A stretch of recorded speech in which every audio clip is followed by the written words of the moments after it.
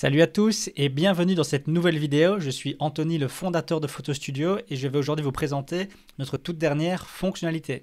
Alors il faut savoir que nous travaillons depuis quelques mois sur une nouvelle version de Photo Studio qu'on appelle Photo Studio Pro et qui est principalement consacrée aux plus gros studios qui ont par exemple plusieurs photographes ou bien aux photographes qui marchent vraiment très bien et qui ont besoin de fonctionnalités un peu plus avancées.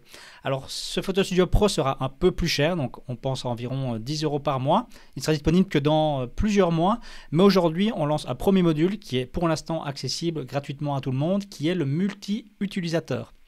Alors, en quoi est-ce que ça consiste exactement? Je vais vous montrer ça tout de suite. Alors, dans les réglages, vous avez maintenant un nouveau menu qui est multi-utilisateur. Vous arrivez du coup sur cet écran où vous pouvez ajouter des nouveaux utilisateurs à votre compte Photo Studio. Ça veut dire que d'autres personnes vont pouvoir se connecter à votre compte avec leur propre login et mot de passe. Donc, par exemple, je vais moi ajouter ici un nouvel utilisateur.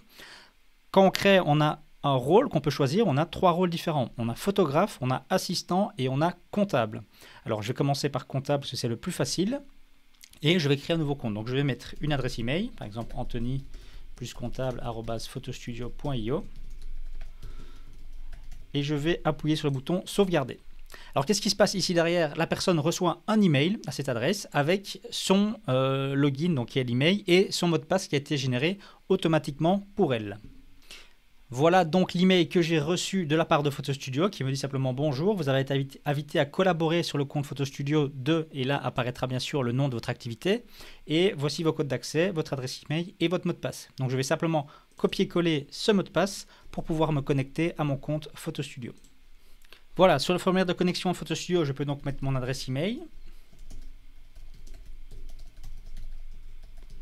mon mot de passe et me connecter. J'ai ici un accès comptable et donc je ne peux voir que le tableau de bord financier et tous les menus ici dans le menu comptable. Je peux voir le tableau de bord, les factures, les paiements, les dépenses et les notes de crédit. C'est tout, je ne peux rien voir d'autre. C'est donc un accès facile pour si votre comptable souhaite accéder directement à vos données. Vous lui créez un accès, il a un login et un mot de passe et il peut venir chercher lui-même ses documents. Voilà, je vais me déconnecter. Je vais maintenant créer un deuxième type d'accès qui est un accès pour un ou une assistant. Alors je vais mettre ici comme adresse email Anthony plus assistant @photostudio.io et je vais pouvoir lui mettre le rôle du coup non pas photographe mais assistant. Alors quand c'est un assistant, on peut décider de lui bloquer l'accès à la comptabilité ou au menu réglage ou les deux. Donc moi par exemple ici disons que je veux bloquer l'accès à la comptabilité, je vais cocher la case mais bien sûr ce n'est pas obligatoire. Je sauvegarde et idem, cette personne reçoit du coup un mot de passe dans sa boîte mail.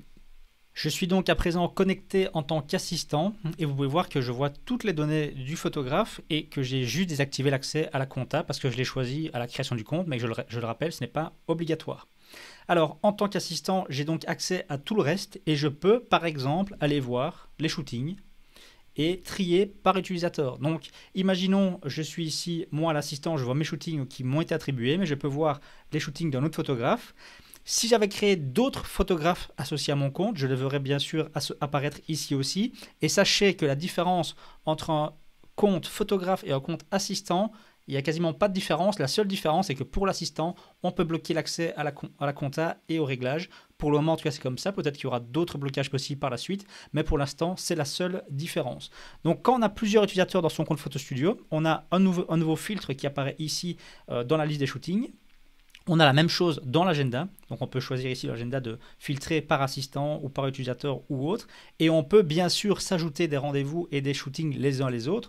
Moi ici je peux ajouter un rendez-vous dans mon agenda et il va me proposer par défaut l'utilisateur connecté qui est l'assistant, mais je pourrais très bien ajouter le rendez-vous à quelqu'un d'autre. Pareil pour les rendez-vous classiques et pas pour les shootings. C'est pareil partout, donc dès que vous appuyez sur un bouton ajouter, un contact, un rendez-vous, etc., vous allez automatiquement pouvoir choisir à quel utilisateur vous souhaitez ajouter ce rendez-vous. Alors, important également à savoir, c'est que chaque utilisateur peut bien sûr lier son propre compte Google et donc il pourra synchroniser son agenda Photo Studio à lui avec son compte Google et pas tous les rendez-vous de tout le monde, mais seulement son compte à lui. Voilà, ça c'est pour la partie agenda. Alors une partie qui est évidemment importante, c'est la partie tâches. Donc vous allez voir que vous pouvez maintenant assigner des tâches à votre assistant par exemple ou à un autre photographe sans problème. Donc si je prends ici un shooting, on voit que nous avons des tâches. Maintenant, il vous met à qui la tâche est associée. Quand vous êtes seul sur votre compte, vous n'avez rien, mais quand vous avez plusieurs utilisateurs, on peut voir automatiquement à qui la tâche a été associée.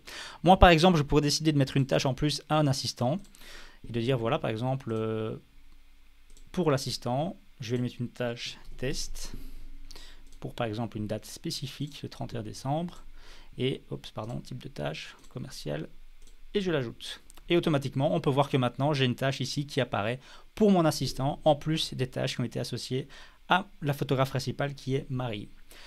Alors c'est pareil pour les workflows. Dans un workflow, vous allez pouvoir assigner automatiquement une tâche à un utilisateur spécifique. Exemple, je reprends mon workflow portrait ici. J'ai déjà un ensemble de tâches qui existent et je peux, moi, décider d'ajouter une tâche dans ce workflow.